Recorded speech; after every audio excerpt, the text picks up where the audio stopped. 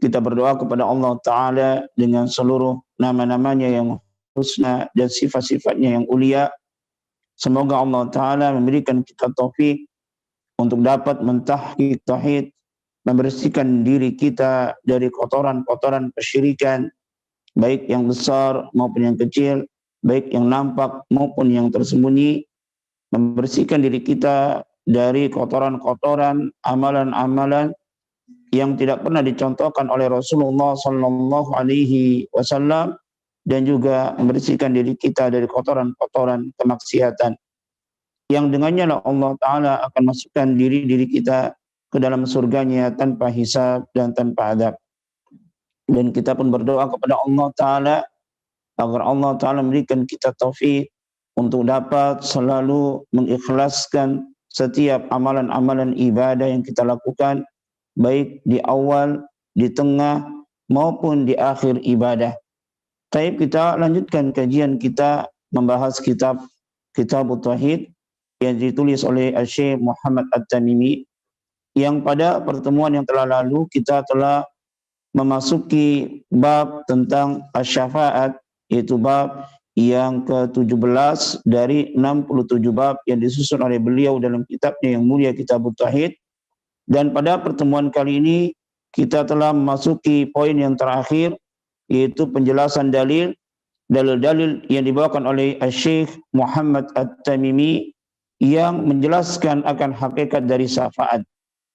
Di dalam bab ini, di dalam beliau menjelaskan bab syafaat, beliau membawakan 5 dalil, semuanya dari Al-Quran, dan beliau tutup dengan perkataan Syekhul Islam Ibn Taimiyah untuk menjelaskan dalil yang terakhir. Secara umum atau secara garis besar, dalil-dalil yang beliau bawakan ini sangatlah urut. Beliau menempatkan dalil-dalilnya ini sangatlah urut. Dalil yang pertama, beliau membawakan dalam surah Al-An'am ayat 51, yang mana di dalam dalil ini, ayat yang mulia ini, Allah Subhanahu wa Ta'ala meniadakan bentuk syafaat dari seorang pun. Tidak ada seorang pun yang dapat memberikan syafaat. Allah tiadakan semua jenis syafaat. Ini dalam dalil yang pertama yang dibawakan oleh Syekh Muhammad At-Tamimi, yaitu surah Al-An'am ayat 51. Kemudian setelah itu beliau bawakan dalil yang kedua, yaitu surat Az-Zumar ayat 44. Yang mana dalam ayat ini beliau membawakan dalil yang menunjukkan bahwasanya seluruh syafaat itu hanyalah milik Allah. Tidak ada seorang pun yang memiliki syafaat kecuali Allah Subhanahu wa Ta'ala. Dalil yang pertama Al-An'am ayat 51, Allah meniadakan syafaat dari siapapun dia. Dalil yang kedua yang dibawakan oleh Syekh Muhammad At-Tamimi dalam surah Az-Zumar, ya, beliau membawakan ayat yang menunjukkan bahwasanya yang memiliki syafaat hanyalah Allah Subhanahu wa Ta'ala. Kemudian dalil yang ketiga yaitu surah Al-Baqarah ayat 255, beliau membawakan dalil yang menunjukkan bahwasanya Allah Subhanahu wa Ta'ala menetapkan adanya syafaat tapi dengan syarat izin darinya. Allah menetapkan adanya syafi, sang pemberi syafaat, yang memberikan syafaat milik Allah Subhanahu wa Ta'ala kepada orang yang Allah kehendaki, tapi dengan catatan jika syafi tersebut, jika sang pemberi syafaat tersebut mendapatkan izin dari Allah. Kalau tidak, maka tidak akan terjadi syafaat. Kemudian dalil yang keempat surat An-Najm ayat 26, Syekh Muhammad At-Tamimi membawakan dalil yang di dalam ayat tersebut Allah menjelaskan tentang adanya syafaat yang terjadi, yang ditetapkan oleh Allah Subhanahu wa Ta'ala dengan syarat mendapatkan izin dari Allah Subhanahu wa Ta'ala bagi syafi, bagi sang pemberi syafaat, dan juga mendapatkan ridho dari Allah Subhanahu wa Ta'ala bagi orang yang diberikan syafaat. Kemudian dalil yang terakhir yang dibawakan oleh beliau adalah surah Saba ayat 22 sampai 23. Dalam ayat ini beliau membawakan dalil dari Al-Quran yang menjelaskan bahwa Allah Subhanahu wa Ta'ala dalam ayat ini membantah kesyirikan sampai akar-akarnya. Membantah kesyirikan sampai akar-akarnya, yang mana seseorang tatkala mereka melakukan kesyirikan kepada selain Allah, tentunya memiliki keyakinan-keyakinan tentang selain Allah tersebut. Dalam ayat yang mulia ini, Sabah ayat 22 sampai 23, Allah Subhanahu wa taala membantah semua keyakinan yang dimiliki oleh orang-orang musyrikin tatkala mereka beribadah kepada selain Allah Subhanahu wa taala. Kemudian beliau tutup ya dengan perkataan Syekhul Islam Ibnu Taimiyah di dalam menjelaskan surat Sabah ayat 22 sampai 23. Jadi Syekh Muhammad At-Tamimi di dalam membawakan dalil-dalil di dalam bab syafaat ini sangatlah urut, sangat sistematis. Baik, kita jelaskan dalil yang pertama yang dibawakan oleh Syekh Muhammad At-Tamimi, itu surah Al-An'am ayat 51. Yang intinya dalam ayat ini Allah meniadakan syafaat dari seorang pun. Allah Ta'ala berfirman, wa anzir bihil ladzina yakhafuna ayyuhsyaru ila rabbihim laisa lahum min dunihi waliyyun wala syafi'. Ayat ini Allah Subhanahu wa taala memerintahkan kepada nabinya Muhammad sallallahu alaihi wasallam. Allah berfirman kepadanya, wa anzir bihi. Al-anzir yakni al-inzaru, ini maknanya adalah al-i'lamu bi syai'in makhufin. Memberikan peringatan dengan sesuatu yang ditakut-takuti. Ya, memberikan peringatan dengan sesuatu yang ditakut-takuti. Amal al-basyara, adapun al-basyara itu al-i'lamu bi syai'in mahbubin, memberikan suatu peringatan dengan sesuatu yang disukai, sesuatu yang dicintai. Dan Nabi kita Muhammad sallallahu alaihi wasallam adalah basyirun wa nadhirun. Nabi kita Muhammad sallallahu alaihi wasallam di dalam mendakwahkan Islam ini, beliau sebagai basyir, memberikan kabar gembira, wa nadhirun, dan juga memberikan peringatan. Basyirun li ahli iman, memberikan kabar gembira bagi orang-orang yang iman, bagi orang yang mau mentauhidkan Allah Subhanahu wa taala dengan pahala dan surga. Wan nadhirun li ahli syirki wal ma'asi bil adabi wan nar, dan juga memberikan nadhir peringatan bagi siapa? Bagi pelaku kesyirikan, dan juga bagi orang-orang yang melakukan kemaksiatan dengan apa? Bil adabi wan nar, dengan adab dan siksa api neraka. Firman Allah Subhanahu wa taala, wa anzir bihil ladzina yakhafuna ayyuhsyaru ila rabbihim, dan berikanlah peringatan kepada siapa? Kepada orang-orang yang mereka takut untuk dikembalikan, dikumpulkan kepada Rabb mereka. Yaitu pada suatu hari yang semua manusia dikumpulkan. Al-hasru maknanya adalah al-jam'u, ayyuhsyaru, dikumpulkan. Jadi al-hasru maknanya adalah al-jam'u. Dikarenakan pada saat itu Allah Subhanahu wa taala mengumpulkan semua makhluk pada hari kiamat. Awaluhum wa akhiruhum, dari awal sampai akhir, fi sa'idin wahidin, pada suatu tempat yang satu, di padang mahsyar. Semua makhluk, semua manusia dikumpulkan dari awal sampai akhir, dari Nabi Adam alaihissalam, manusia yang pertama kali Allah ciptakan, sampai manusia yang terakhir Allah ciptakan pada akhir zaman. La yakhfa minhum ahadun, tidak ada seorang pun di antara mereka yang tersamar bagi Allah Subhanahu wa taala. Allah adakan yang seperti itu untuk menetapkan keputusan di antara mereka, untuk membalas mereka atas amal-amalan yang mereka lakukan. Dan peristiwa yang seperti ini, dikumpulkannya kita hanya di padang mahsyar, adalah sesuatu yang pasti terjadi. Makna dari ayat yang mulia ini, ya, wa anzir bihil yakhafuna ayyuhsyaru ila rabbi fa anta ayyuhar rasul. Engkau hai Rasulullah sallallahu alaihi wasallam, anzir al-mu'minin bihadzal mauqif. Berilah peringatan kepada orang-orang yang beriman tentang peristiwa ini. Peristiwa di mana dikumpulkannya semua manusia dari awal sampai akhir. Yang menjadi pertanyaan, mengapa Allah Subhanahu wa taala dalam ayat yang mulia ini mengkhususkan orang-orang yang beriman? Padahal semuanya, baik dia mukmin maupun kafir, baik dia orang yang salih maupun fajir, semuanya dikumpulkan oleh Allah Subhanahu wa taala. Tapi kenapa di dalam ayat ini, ya, Rasulullah sallallahu alaihi wasallam diberikan perintah oleh Allah Subhanahu wa taala untuk memberikan peringatan dikhususkan bagi orang-orang yang beriman. Limada? Walimada khassal mu'minun? Kenapa mukminin? Mengapa Allah Subhanahu wa taala mengkhususkan peringatan ini untuk orang-orang yang beriman? Maka dijelaskan di sini li'annahumul ladzina yamtathilun, karena orang-orang yang beriman sajalah yang mereka menjalankan peringatan tersebut. Ya, fa innahu ma'murun bi nas kullahum. Ya, karena sebenarnya ayat ini Allah perintahkan untuk menyampaikan kepada manusia seluruhnya. Akan tetapi Allah Subhanahu wa taala di dalam ayat ini mengkhususkan orang-orang yang beriman, karena hanya orang-orang yang berimanlah mereka bisa mengambil suatu dari suatu bentuk peringatan. Maka Allah Subhanahu wa taala yang mengkhususkan bagi orang-orang yang beriman, yang hanya mereka saja yang bisa mengambil suatu manfaat bagi peringatan ataupun bagi kabar gembira.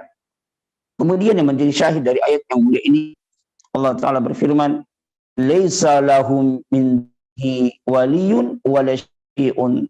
Tidak ada mereka min duni selain Allah waliyun nasirun yang suruhum.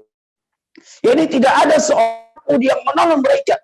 Di dalam ayat ini Allah Subhanahu wa taala merintahkan yang mulia untuk memberikan peringatan kepada orang-orang yang beriman, ya, bahwasanya nanti mereka dikumpulkan di padang mahsyar di hadapan Allah Subhanahu wa taala, dan tidak ada bagi mereka penolong pada hari kiamat.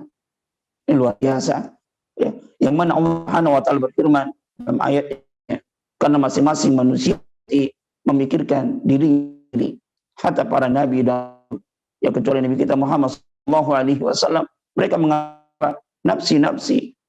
Adam alaihissalam, ya, para manusia meminta agar menjadi syafi antara manusia, antara seluruh manusia dengan Allah Subhanahu wa taala. Maka Nabi Adam mengatakan nafsi diriku.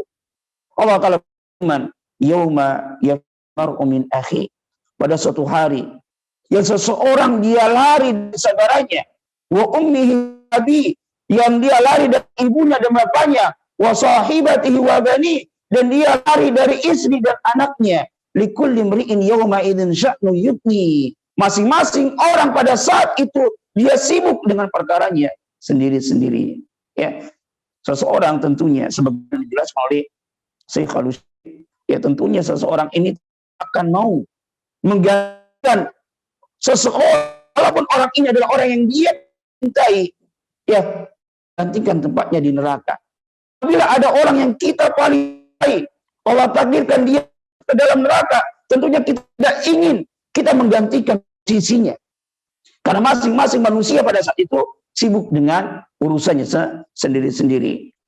Allah Ta'ala berfirman, wala syafi'un, dan juga tidak ada syafi', memberi syafaat yang menolong mereka antara diri mereka dengan Allah Subhanahu wa taala. Dalam ayat yang menjadi syahid adalah firman Allah Ta'ala, laisa min dunihi waliyun, tidak ada bagi mereka dari selain Allah waliyun, penolong, dan juga memberi syafaat, menjadikan bagi mereka seorang cara untuk menolong mereka di Allah Subhanahu wa taala.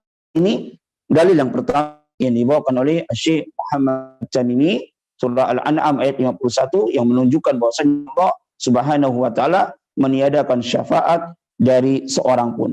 Kemudian dalil yang kedua dalam surah Az-Zumar ayat 44. Dalam ayat ini Allah Ta'ala menetapkan bahwa syafaat hanyalah Subhanahu wa ta'ala. Allah Ta'ala berfirman, lillahi syafa'atu jami'an.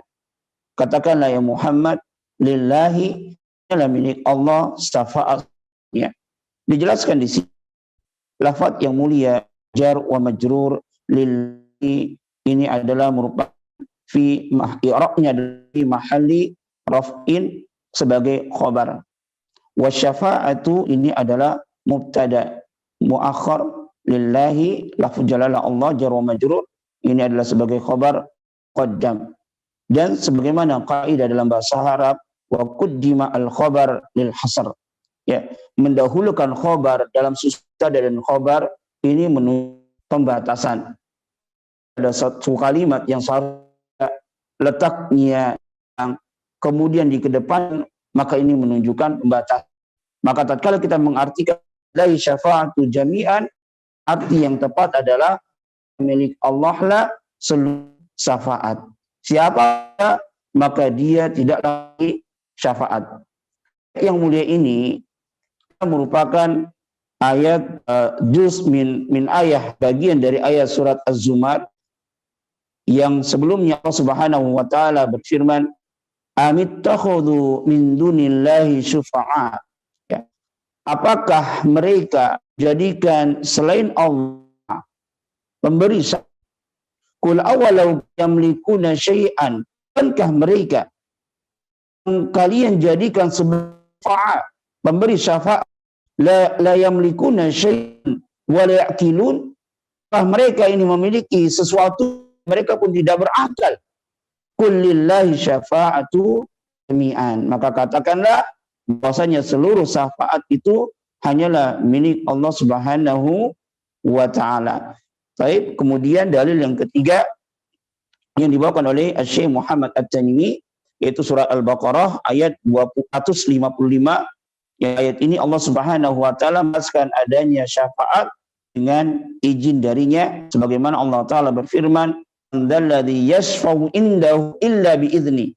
Man di sini adalah ismun istifham. Ismu istifham bermakna an-nafi. Ya, maknanya adalah la ahada.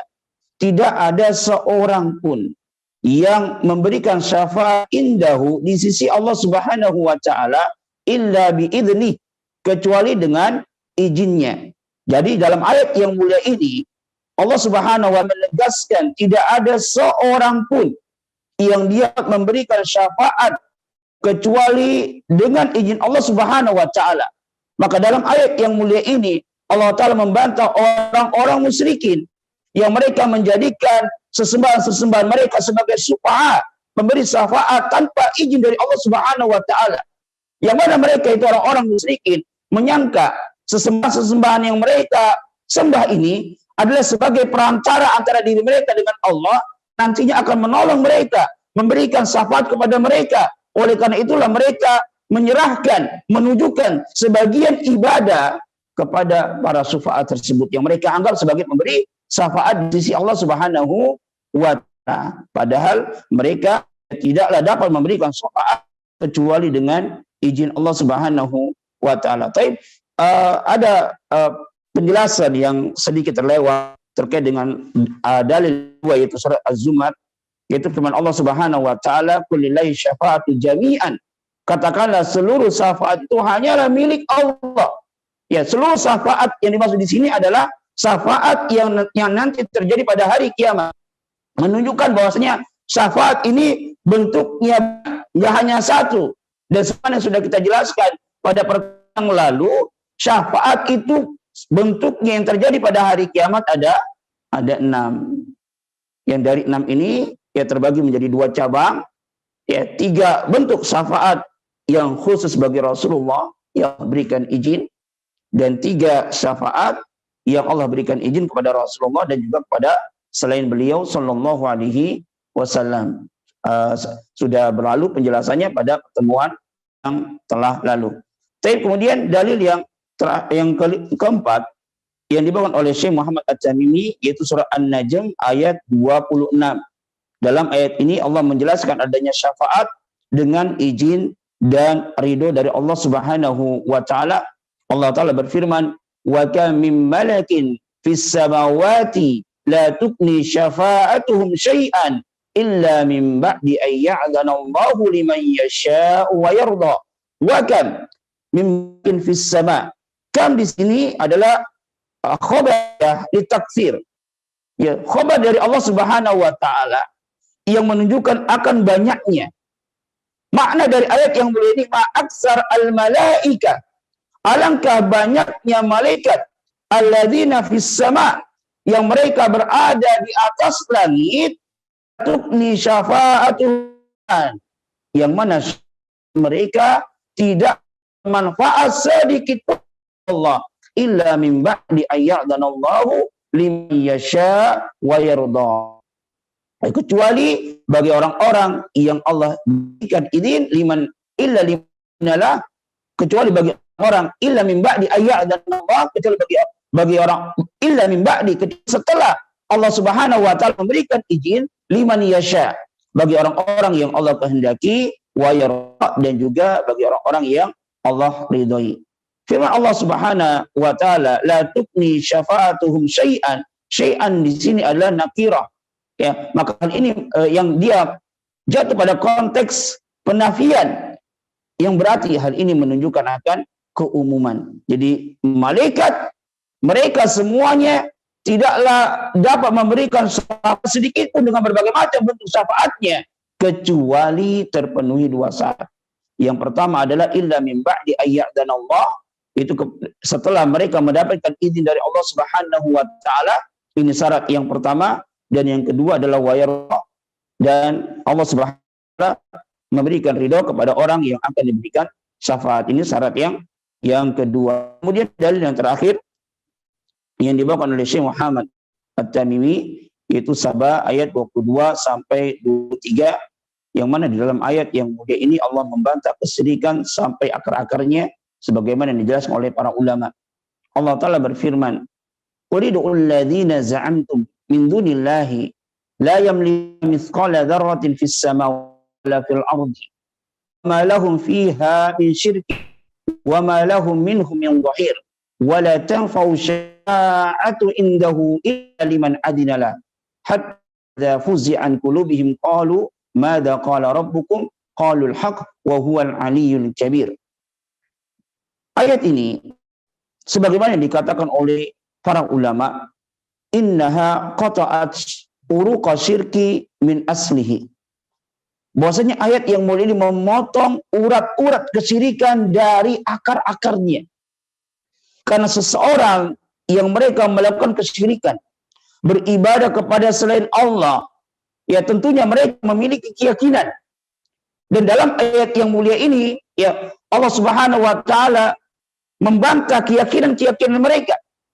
Allah Subhanahu wa taala berfirman, "Qul ud'ul ladzina za'amtum." Qul di sini adalah fil amr. Ya Allah memerintahkan kepada Rasulullah sallallahu alaihi wasallam untuk mengatakan kepada orang-orang yang berdoa kepada selain Allah Subhanahu wa taala, ud'u, perintah. Berdoalah kalian kepada Allah Subhanahu wa taala. Mintalah kalian kepada Allah Subhanahu wa taala. Fi'il amr di sini maksudnya adalah li ta'jiz, li tawbih, la li talabi syai', dalam rangka untuk melemah apa yang mereka lakukan, bentuk penghinaan terhadap bukan hakikatnya kepada mereka untuk melakukan. Sebagaimana Subhanahu wa taala, Allah taala berfirman, "Faman syaa'a falyu'min wa man syaa'a falyakfur." Maka barang siapa yang dia mau, maka berimanlah dia. Kalau enggak, kufur. Wa man syaa'a falyakfur. Maka barang siapa yang dia mau, maka kufurlah. Yang Allah merintahkan di sini falyakfur. Di sini adalah lamul amr. Apakah berarti Allah merintahkan kekufuran? Tidak. Perintah sini maksudnya adalah li ta'jiz, li taubih, untuk penghinaan, ya untuk pelemahan atas apa yang mereka lakukan. Dalam ayat yang mulia ini Allah Subhanahu wa taala merintahkan kepada Nabi untuk berkata, ya qulil ladzina za'amtum min dunya. Orang-orang musyrikin, serulah, mintalah kalian kepada orang-orang yang kalian sangka dari selain Allah, la yamlikuna mithqalan fis samawati wala fil ardi, yang mana mereka tidaklah memiliki sesuatu pun mithqala dzarrah, sesuatu yang paling kecil, baik di langit maupun di bumi. Orang musyrikin yang mereka beribadah kepada selain Allah Subhanahu wa taala, terkait dengan keyakinan mereka ada 4 keyakinan. Yang dalam ayat yang mulia ini Allah taala membantah semua keyakinan yang mereka. Keyakinan yang pertama, mungkin mereka meyakini orang-orang yang mereka ibadahi ini adalah memiliki sesuatu yang mereka minta. Ini keyakinan yang pertama. Keyakinan yang kedua, mungkin mereka meyakini sesembahan mereka ini berserikat di dalam kepemilikan yang mereka inginkan. Sembahan mereka ini tidak memiliki secara mutlak, tapi berserikat di dalam kepemilikan oleh Allah Subhanahu wa taala. Kemudian keadaan yang ketiga, keyakinan yang ketiga, sesembahan mereka ini bukan pemilik.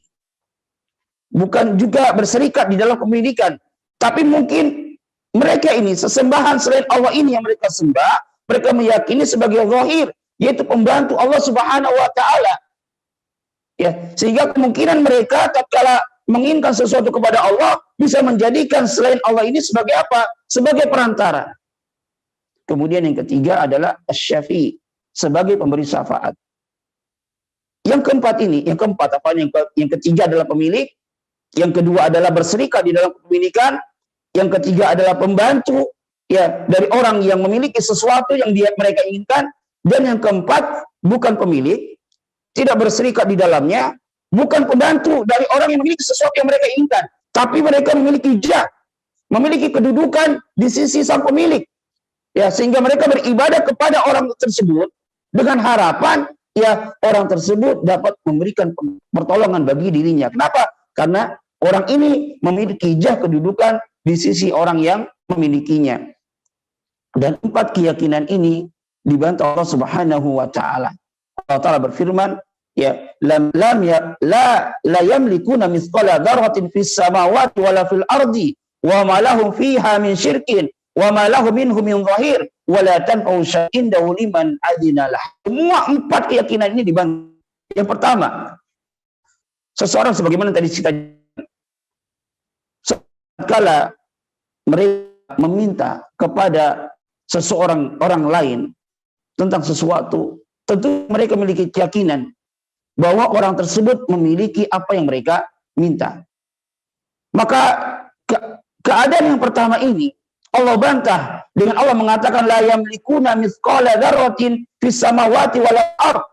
Ya, sesungguhnya mereka yang kalian minta dari selain Allah wa taala tidak sesuatu yang kalian, walaupun mithqala dzarrah, sesuatu yang sangat kecil, ya, sesuatu bagian yang paling kecil. Ditafsirkan di sini az-dzarrah huwa asgharu syai', sesuatu yang paling kecil. Annaha al-haba'atu allati tatiru fil hawa. Ada dua tafsir yang dijelaskan di sini. Imma az-dzarrah ini adalah haba, sesuatu yang terbang di udara. Kalau ini misalkan oleh Ustaz Firanda menjaga beliau, kalau kita di rumah kita yang ada sela-sela lubang-lubang, kemudian ada sinar matahari, biasanya kita melihat sesuatu yang terbang. Ya, itulah dzarrah.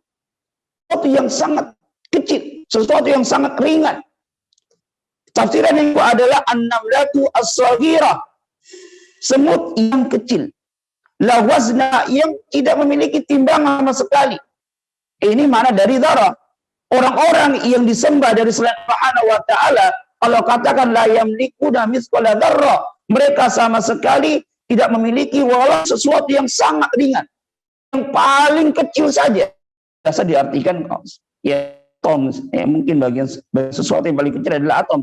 Tapi yang benar, ya bahwasanya dzarrah ini bagaimana dijelaskan oleh ada tiga tafsiran yang tadi, ya sesuatu yang terbang yang kita lihat tatkala sinar matahari, yang kedua antu as-saghira, anak yang kecil, dan yang ketiga adalah debu yang berada di sesuatu yang kita tempelkan tangan kita, kemudian ada debu yang melengkap, inilah namanya dzarrah. Ini ada tiga tafsiran tentang Kemudian keadaan yang kedua, idza lam yakun malikan, jika orang yang mereka minta ini tidak memiliki sesuatu, maka mungkin ayakuna syarikan lil malik.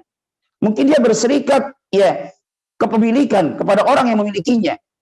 Dan Allah Subhanahu wa taala menafikan hal tersebut.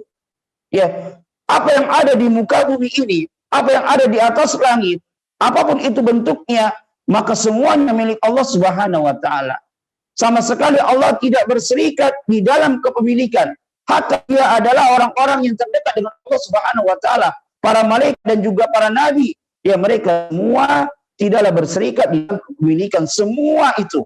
Yang memiliki adalah Allah Subhanahu wa taala. Kemudian keadaan yang ketiga, idza lam yakun malikan li syai' wala syarikan fihi, farubama yakunu mu'inan lil malik. Kalau seandainya ya orang ini, orang yang diminta, sesuatu yang diminta, ini tidak memiliki sesuatu, tidak berserikat di dalam ikan, mungkin dia adalah dari sang pemilik yang bisa dijadikan sebagai syafaat perantara. Maka hal ini pun dinafikan oleh Allah Subhanahu wa taala. Allah mengatakan, "Wa ma lahu minhum min dhahir." Tidak ada bagi Allah dari mereka min dhahir, dari pembantu pun. Ya, tatkala Allah Subhanahu wa taala menugaskan malaikat, ya ada malaikat yang menurunkan hujan, ada malaikat yang mencabut ruh, ada malaikat yang tugasnya ini dan itu Allah tidak butuh kepada malaikat. Yang butuh adalah malaikat itu sendiri. Tatkala kita melakukan suatu ibadah kepada Allah, yang butuh adalah kita sendiri. Allah sama sekali tidak butuh kepada siapapun sedikit pun. Malaikat tatkala menjalankan tugasnya, yang butuh adalah malaikat. Kita tatkala beribadah kepada Allah, yang butuh adalah kita.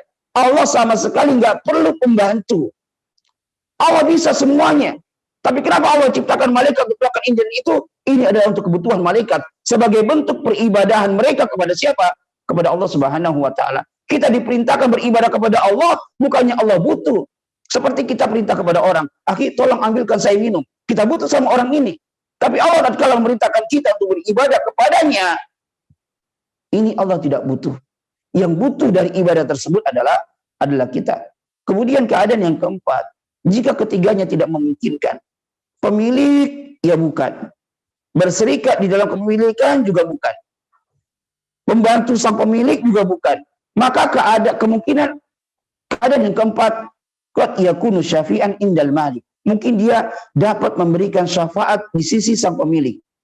Ya, seperti di antara manusia ya yang mungkin dia memiliki jah, dia memiliki kedudukan, ya dekat hubungannya dengan sang pemilik yang kita inginkan sesuatu darinya, ya mungkin dia bisa menjadi sebagai perantara ya antara diri kita dengan orang yang kita harapkan sesuatu darinya. Ini kalau dihadapkan di antara manusia. Adapun Allah Subhanahu wa taala sama sekali tidak ada syafi'. Ya, makanya di sini dalam ayat yang mulia ini Allah Subhanahu wa taala menafikan semuanya, ya, wala tanfa'u syafa'atu indahu, dan wala tanfa'u syafa'at, dan syafaat ini tidaklah memberikan manfaat di sisi Allah Subhanahu wa taala illa liman adinalah, kecuali bagi orang yang diberikan izin oleh Allah Subhanahu wa taala. Kemudian beliau membawakan perkataan Abul Abbas, qala Abul Abbas. Abul Abbas di sini maksudnya adalah Syekhul Islam Ahmad bin Abdul Halim bin Abdul Salam Ibni Taimiyah. Itu Ibnu Taimiyah yang beliau diberikan kunyah Abul Abbas, bukan berarti beliau memiliki anak namanya Al-Abbas, karena beliau termasuk dari ulama yang tidak sempat menikah dikarenakan kesibukan beliau di dalam menuntut ilmu dan berjihad di jalan Allah Subhanahu wa taala. Tapi beliau berkata, "Nafallahu amma siwahu kullama yata'allaqu bihi al-musyrikun." Dalam ayat ini Allah Subhanahu wa taala meniadakan atas selainnya segala sesuatu yang orang-orang musyrikin berta'alluq dengannya, berta'alluq kepada selain Allah Subhanahu wa taala. Fanafa ayakuna li ghairihi mulkun. Dalam ayat ini Allah Subhanahu wa taala menafikan li ghairihi, bagi selainnya kepemilikan, au qistun minhu, atau berserikat ya di dalam kepemilikan, au yakuna aunan lillah, atau mungkin dia adalah pembantu bagi Allah Subhanahu wa taala. Semuanya Allah nafikan. Walam yabqa illa syafa'ah, dan tidak ada yang tersisa kecuali syafaat. Fabayyana, dan Allah pun menjelaskan dalam ayat ini, tatkala semuanya sudah Allah nafikan, sesembahan selain Allah, yang pertama tidak memiliki sesuatu, yang kedua tidak berserikat di dalam kepemilikan, yang ketiga mereka bukan pembantu Allah, wala yabqa illa syafa'ah, dan tidak tersisa kecuali syafaat. Yang mungkin diharapkan dengan adanya syafaat ini, seseorang dapat mendapatkan apa yang dia inginkan. Fabayyana annaha la tanfa'u illa liman adina lahu ar-rabbu. Maka dalam ayat ini Allah Subhanahu wa taala menjelaskan bahwasanya syafaat tidaklah bermanfaat illa kecuali liman adina lahu rabbu, kecuali bagi orang yang Rabb yaitu Allah Subhanahu wa taala memberikan izin baginya. Ar-rabbu kalau kita lihat matan di sini, ar-rabbu dengan menggunakan alif lam. Ya, ar-rabbu dengan menggunakan alif lam ini khusus bagi Allah Subhanahu wa taala. Adapun jika disandarkan dibentuk mudhaf wa mudhafun ilaih tanpa alif lam, bentuk mudhaf wa mudhafun ilaih, maka boleh untuk selain Allah. Kalau Rabbul Alamin, ya Rabbu Alamin, Rabbu mudhaf, al-Alamin mudhafun ilaih, ini adalah Allah jelas. Rabbul Ibil misalnya, Rabbul hadar rajul, Rabbul Bait. Laki ini adalah Rabbul Bait. Maka kalau disandarkan kepada isim yang lainnya, maka Rabbu di sini bermakna sahib. Tapi kalau ar-Rabbu, Rabb ini kita kasihkan alif lam, ar-Rabbu, maka tidak boleh tidak. Yang dimaksud di sini adalah siapa? Allah. Ya. Nanti ada pembahasan tersendiri di dalam kitab tauhid. Kama qala, sebagaimana Allah Taala berfirman, wala yasfauna illa liman irtada. Dan tidaklah mereka dapat memberikan syafaat illa liman irtada, kecuali bagi orang-orang yang Allah berikan ridha, dalam surah Al-Anbiya ayat 28. Kemudian beliau berkata, ini masih perkataannya Syekhul Islam Ibnu Taimiyah. Jadi Syekh Muhammad At-Tamimi membawakan terakhir perkataan Syekhul Islam Ibnu Taimiyah. Berkata masih Syekhul Islam Ibnu Taimiyah yang dinukil oleh Syekh Muhammad At-Tamimi dalam kitabnya ini, dalam menjelaskan bab tentang syafaat, Ibnu Taimiyah berkata, "Fahadhi syafa'atu allati yadhunnuha al-musyrikuna hiya muntafiyatun yaumal qiyamah." Syafaat ini yaitu syafaat yang disangka oleh orang-orang musyrikin yang mereka beribadah kepada selain Allah dengan keyakinan selain Allah ini dapat memberikan syafaat di sisi mereka. Syafaat tersebut adalah syafaat yang ditiadakan pada hari kiamat. Kama nafaha al-Qur'an, sebagaimana yang telah dinafikan ditiadakan oleh Al-Qur'an. Wa akhbara an-nabiyyu sallallahu alaihi wasallam, dan Nabi sallallahu alaihi wasallam telah mengabarkan kepada kita annahu ya'ti, bahwasanya beliau nanti akan datang menghadap Allah. Ini di padang mahsyar yang sudah kita jelaskan pada pertemuan yang telah lalu.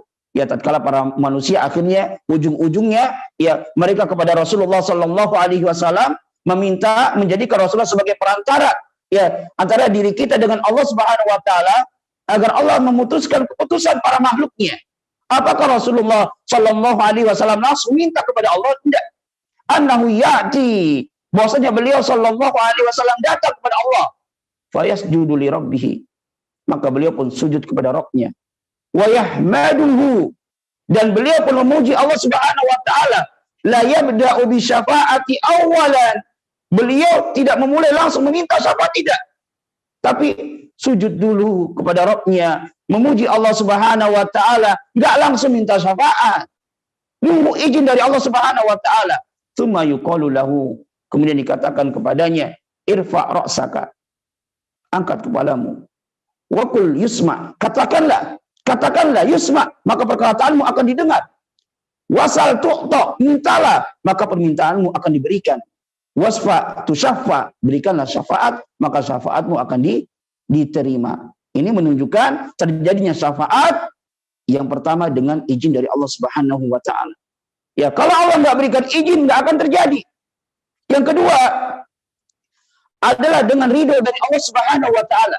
Beliau berkata, menyampaikan hadis Rasulullah, waqala dari Abu Hurairah, waqala Abu Hurairah lahu sallallahu alaihi wasallam, berkata Abu Hurairah kepada Nabi kita Muhammad sallallahu alaihi wasallam, man as'adun nasi bi syafa'atika, siapakah manusia yang paling berbahagia mendapatkan syafaatmu? Qala, maka Rasulullah sallallahu alaihi wasallam bersabda, man qala la ilaha illallah khalisan min qalbihi, itu orang yang dia mengucapkan la ilaha illallah dalam keadaan ikhlas dari hatinya. Berarti hal ini menunjukkan ya seseorang tidaklah cukup hanya sekedar mengucapkan la ilaha illallah. Tatkala dia mengucapkan la ilaha illallah harus benar-benar dalam keadaan ikhlas di dalam hatinya. Ya, hadis yang mulia ini membantah orang-orang musyrikin dan juga orang-orang munafik. Kalau orang-orang musyrikin jelas mereka nggak mengucapkan la ilaha illallah. Orang yang tidak mengucapkan la ilaha illallah, maka mereka tidak akan mendapatkan syafaat di sisi Allah Subhanahu wa taala. Mereka orang-orang musyrikin. Tatkala Rasulullah sallallahu alaihi wasallam memerintahkan kepada mereka untuk mengatakan la ilaha illallah, mereka sombong. Yang mana hal ini Allah abadikan dalam ayat yang mulia surah As-Saffat ayat 35 sampai 36, innahum kanu idza qila lahum la ilaha illallah yastakbirun. Sesungguhnya mereka jika dikatakan kepada mereka la ilaha illallah, maka mereka sombong. Wa yaquluna, dan mereka berkata, inna la tariku alihatina li syairin majnun. Apakah kami meninggalkan sesembahan kami dikarenakan perkataan seorang penyair yang majnun? Ya. Adapun orang-orang munafik, mereka mengucapkan la ilaha illallah. Tapi apa? Mereka tidak ikhlas di dalam mengucapkannya. Mereka tidak jujur dan tidak ikhlas di dalam mengucapkan la ilaha illallah. Maka syafaat tidaklah bermanfaat kecuali bagi orang yang mengucapkan la ilaha illallah khalisan min qalbihi. Oleh karena itulah di sini Syekhul Islam Ibnu Taimiyah mengatakan fatilka syafa'atu li ahlil ikhlas biidznillah. Maka syafaat yang demikian itulah syafaat yang diperuntukkan bagi orang-orang yang ikhlas, orang-orang yang dia mentauhidkan Allah dengan catatan biidznillah, dengan izin Allah Subhanahu wa taala. Wala takunu liman asyraka billah, dan syafaat ini tidaklah mungkin terjadi, tidaklah diperuntukkan bagi orang-orang yang melakukan kesyirikan kepada Allah. Wa haqiqatuhu, beliau mengatakan, dan hakikat dari syafaat bahwasanya Allah Subhanahu wa taala huwa alladzi yatafaddalu ala ahli ikhlas. Allah lah yang memberikan karunia kepada orang-orang yang bertauhid. Fa yaghfiru lahum biwasitati du'ai man udzina lahu ayasfa'a. Yang mana Allah Subhanahu wa taala mengampuni mereka, mengampuni orang-orang yang bertauhid ya, dengan perantara doa orang yang Allah berikan izin kepadanya untuk memberikan syafaat. Ya, liyukrimahu, dalam rangka memuliakan sang syafi ini, dalam rangka memuliakan orang yang Allah jadikan sebagai seorang perantara, wa yanalul maqamal mahmud, dan untuk memperoleh kedudukan yang terpuji. Fa syafa'atu allati nafaha al-Qur'an, maka syafaat yang ditiadakan dalam Al-Qur'an, maka nafiha syirkun, itu syafaat yang di dalamnya ada unsur kesyirikan. Walihada ya athbata asy-syafa'ata biidnihi ya fi mawadi'a. Oleh karena itulah Allah Subhanahu wa taala menetapkan adanya syafaat dengan izinnya di beberapa tempat dalam Al-Qur'an. Waqad bayyana an-nabiyyu sallallahu alaihi wasallam, dan Nabi sallallahu alaihi wasallam menjelaskan annaha la takunu, bahwasanya syafaat ini tidaklah akan terjadi illa li ahli tauhidi wal ikhlas, kecuali bagi orang-orang yang bertauhid dan orang-orang yang mengikhlaskan ibadah hanya kepada Allah Subhanahu wa taala. Intaha kalamuhu, ya selesai perkataan beliau, itu perkataannya Syekhul Islam Ibnu Taimiyah. Selesai sudah bab yang ke-17. Insyaallah sedikit kita masuk pada bab yang ke-18, bab yang diberikan judul oleh muallif babu qaulillahi ta'ala innaka la tahdi man ahbabta walakinnallaha yahdi man yasha. Bab yang berbicara tentang hidayah. Pada bab ini insyaallah ada 4 poin yang kita akan jelaskan. Yang pertama adalah hubungan bab ini dengan bab sebelumnya. Mengapa setelah bab syafaat beliau setelah itu menjelaskan bab tentang hidayah. Kemudian poin yang kedua, tujuan penulis mendatangkan bab ini. Apa sih tujuan penulis membahas tentang bab hidayah? Yang di dalam bab ini Allah Subhanahu wa taala menjelaskan bahwasanya Nabi kita Muhammad sallallahu alaihi wasallam manusia yang paling mulia, ya, manusia yang sangat dekat kedudukan dengan Allah Subhanahu wa taala. Nabi yang Allah jadikan sebagai kekasihnya, beliau saja tidak mampu memberikan hidayah kepada pamannya Abu Thalib. Beliau tidak mampu mengislamkan pamannya. Padahal beliau sangat-sangat bersemangat dan sangat mencintai Abu Thalib secara tabi'i. Ya, innaka la tahdi man ahbabta, sesungguhnya engkau ya Muhammad tidaklah dapat memberikan hidayah man ahbabta, kepada orang yang engkau cintai. Maksudnya cinta di sini adalah cinta yang tabi'i, cinta yang manusiawi, karena Abu Thalib adalah pamannya. Bukan cinta karena Allah, bukan. bukan cinta karena masalah al-wala wal bara. Ya, kita harus berwala kepada orang mukmin secara totalitas dan kita harus berbara kepada orang-orang musyrikin secara totalitas. Kita harus benci kepada orang-orang musyrikin, benci akan keimanannya. Dan kecintaan Rasulullah di sini kepada Abu Thalib bukan kecintaan fillah karena Allah, bukan, tapi kecintaan manusiawi yang tabi'i. Ya, sekarang nanti kita akan jelaskan apa tujuan beliau mendatangkan bab ini. Yang intinya pada bab ini menjelaskan Rasulullah Shallallahu Alaihi Wasallam saja manusia yang paling mulia tidak dapat memberikan hidayah pada pamannya yaitu Abu Thalib, yang menunjukkan beliau tidak dapat memberikan manfaat dan juga tidak dapat memberikan mudarat. Bahkan ya dalam hadis yang kita bawakan nanti Rasulullah ditegur oleh Allah Subhanahu Wa Taala tatkala ingin memintakan ampun untuk pamannya Abu Thalib. Kemudian nanti kita akan jelaskan juga pembagian hidayah, macam-macam hidayah yang terbagi menjadi dua. Ada hidayah bayan wal irsyad, ada hidayah ilhamu wat taufik, dan nanti apa perbedaan di antara dua hidayah tersebut. Kemudian poin yang terakhir adalah penjelasan dalil. Mungkin ini dulu yang bisa kita sampaikan sebelum kita tutup. Mungkin ada yang ingin ditanyakan.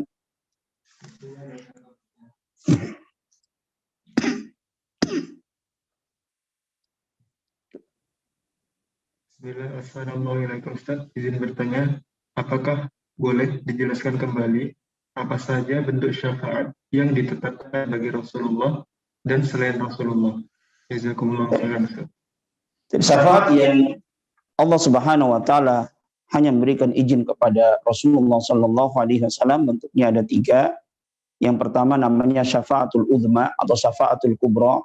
Itu syafaat yang terjadi di padang mahsyar.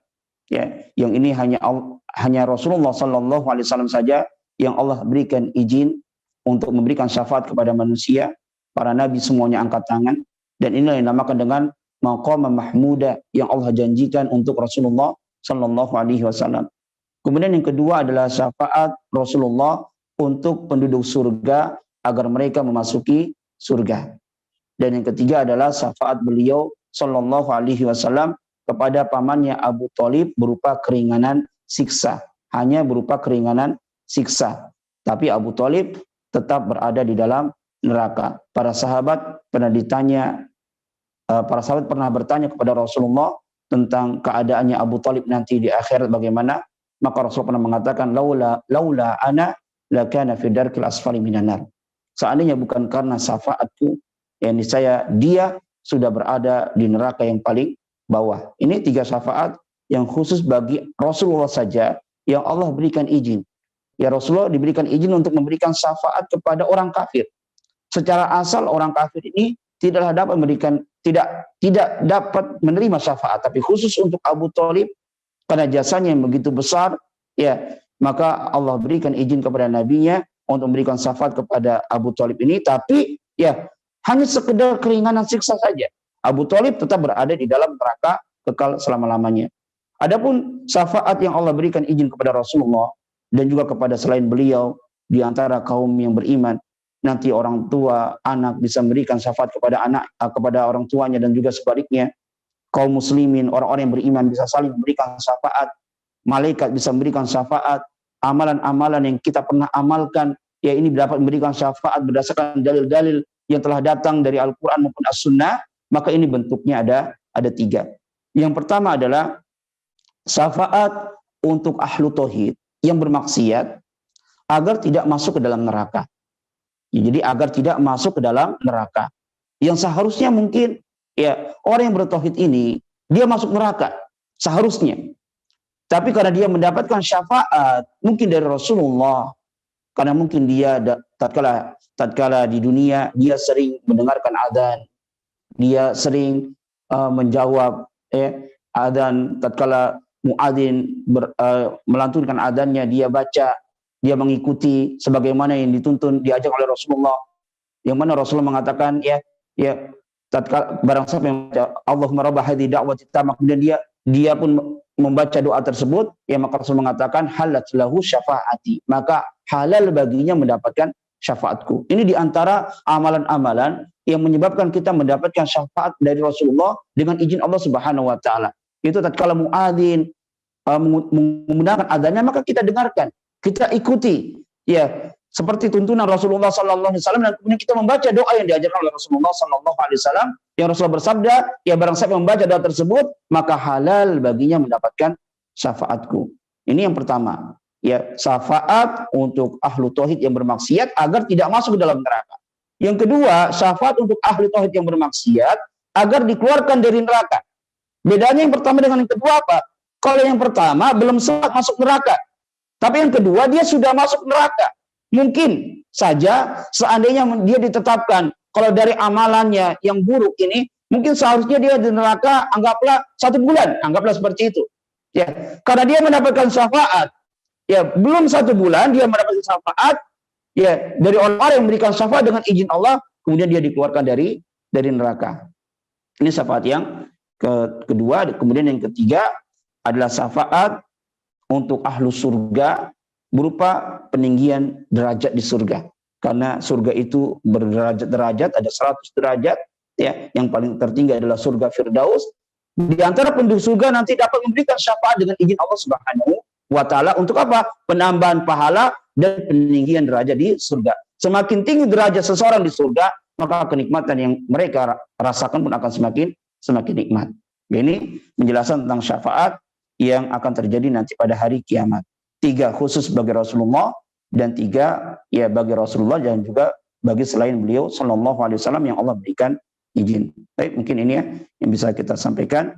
Kita tutup dengan doa kafaratul majlis. Subhanahu wa bihamdika asyhadu an la ilaha illa anta astaghfiruka wa atubu ilaik. Assalamualaikum warahmatullahi wabarakatuh.